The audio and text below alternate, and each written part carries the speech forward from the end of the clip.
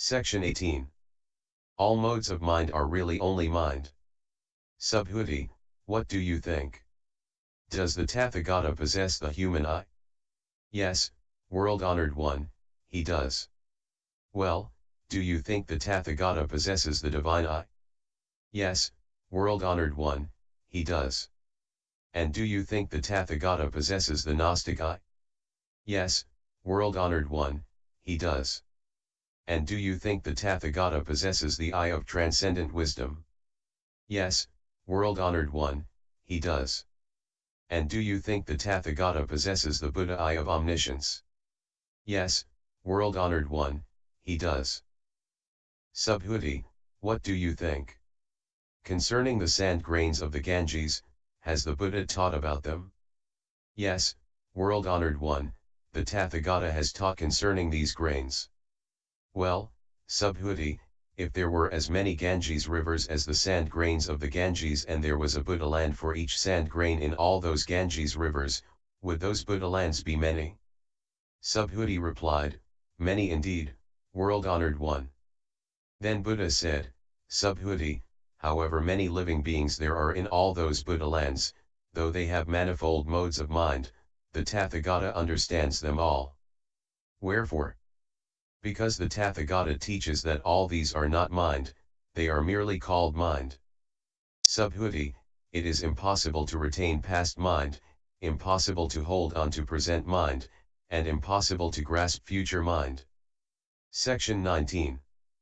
Absolute reality is the only foundation. Subhuti, what do you think?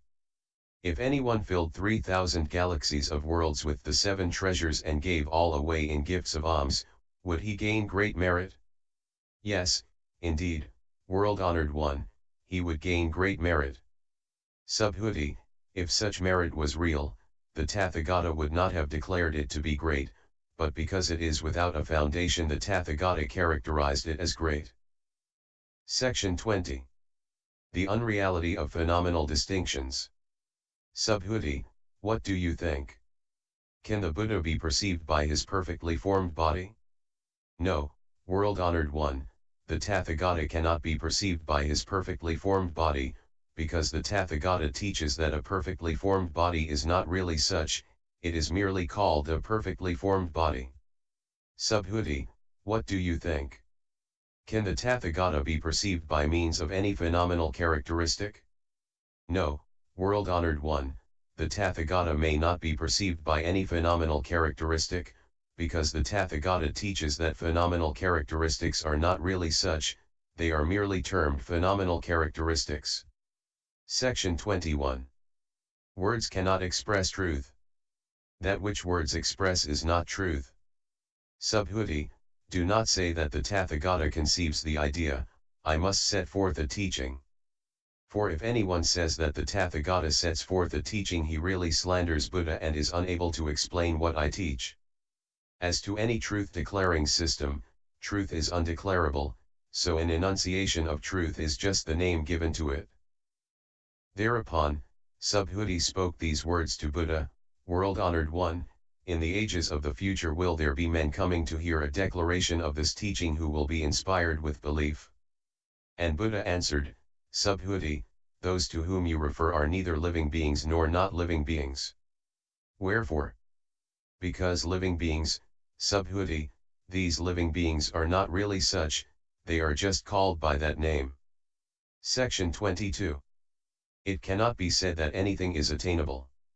Then Subhuti asked Buddha, world-honored one, in the attainment of the consummation of incomparable enlightenment did Buddha make no acquisition whatsoever?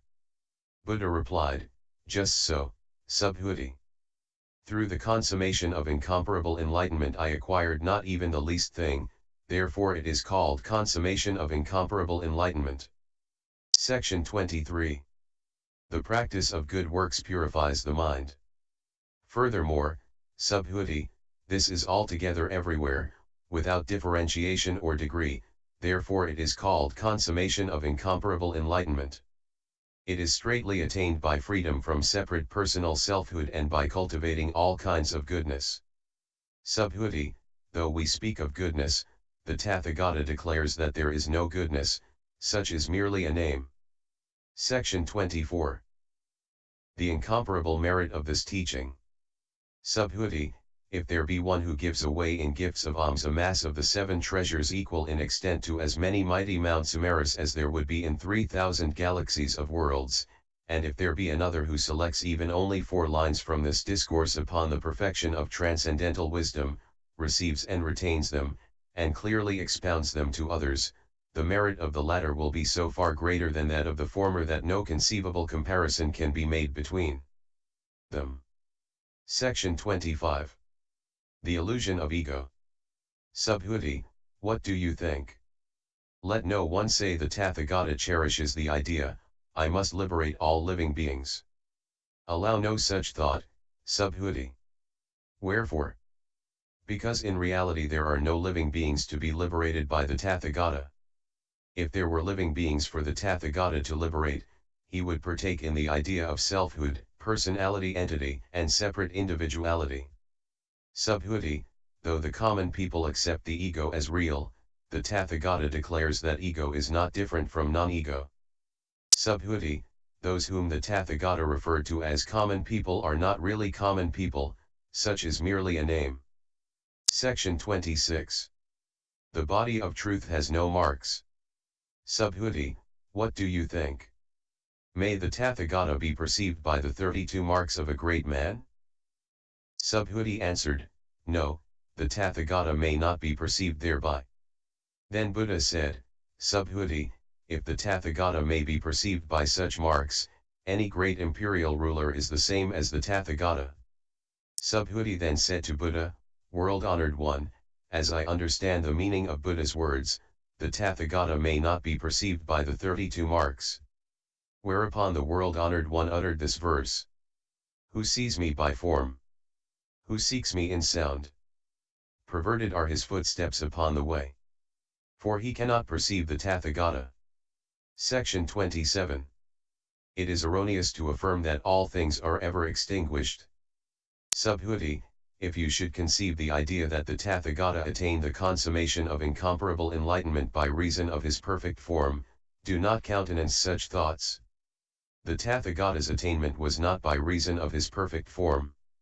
On the other hand, Subhuti, if you should conceive the idea that anyone in whom dawns the consummation of incomparable enlightenment declares that all manifest standards are ended and extinguished, do not countenance such thoughts. Wherefore? Because the man in whom the consummation of incomparable enlightenment dawns does not affirm concerning any formula that it is finally extinguished. Section 28. Attachment to rewards of merit. Subhuti, if one bodhisattva bestows in charity sufficient of the 7 treasures to fill as many worlds as there are sand grains in the river Ganges, and another, realizing that all things are egoless, attains perfection through patient forbearance, the merit of the latter will far exceed that of the former. Why is this, Subhuti? It is because all bodhisattvas are insentient as to the rewards of merit. Then Subhuti said to Buddha, what is the saying, world-honored one, that bodhisattvas are insentient as to rewards of merit? And Buddha answered, Subhuti, bodhisattvas who achieve merit should not be fettered with desire for rewards. Thus it is said that the rewards of merit are not received. Section 29. Perfect tranquility. Subhuti, if anyone should say that the Tathagata comes or goes or sits or reclines, he fails to understand my teaching. Why? Because Tathagata has neither whence nor whither, therefore is he called Tathagata. Section 30. The integral principle. Subhuti, if a good man or a good woman ground an infinite number of galaxies of worlds to dust, would the resulting minute particles be many? Subhuti replied, many indeed, world-honored one. Wherefore? Because if such were really minute particles, Buddha would not have spoken of them as minute particles. For as to this, Buddha has declared that they are not really such. Minute particles is just the name given to them. Also, world-honored one, when the Tathagata speaks of galaxies of worlds, these are not worlds, for if reality could be predicated of a world it would be a self-existent cosmos, and the Tathagata teaches that there is really no such thing. Cosmos is merely a figure of speech. Then Buddha said, Subhuti, words cannot explain the real nature of a cosmos. Only common people fettered with desire make use of this arbitrary method. Section 31. Conventional truth should be cut off. Subhuti, if anyone should say that Buddha declares any conception of the ego, do you consider he would understand my teaching correctly? No, world-honored one, such a man would not have any sound understanding of the Tathagata's teaching, because the world-honored one declares that notions of selfhood, personality, entity, and separate individuality, as really existing, are erroneous. These terms are merely figures of speech. Thereupon Buddha said, Subhuti, those who aspire to the consummation of incomparable enlightenment should recognize and understand all varieties of things in the same way and cut off the arising of views which are mere aspects. Subhuti, as regards aspects, the Tathagata declares that in reality they are not such. They are called aspects. Section 32. The delusion of appearances. Subhuti, someone might fill innumerable worlds with the 7 treasures and give all away in gifts of alms, but if any good man or any good woman awakens the thought of enlightenment and takes even only 4 lines from this discourse, reciting, using, receiving, retaining and spreading them abroad and explaining them for the benefit of others, it will be far more meritorious. Now in what manner may he explain them to others? By detachment from appearances, abiding in real truth. So I tell you, thus shall ye think of all this fleeting world. A star at dawn, a bubble in a stream. A flash of lightning in a summer cloud. A flickering lamp, a phantom, and a dream. When the Buddha finished this discourse, the Venerable Subhuti, together with the bhikshus, bhikshunis, lay brothers and sisters, and the whole realms of gods, men, and titans, were filled with joy by his teaching, and, taking it sincerely to heart, they went their ways.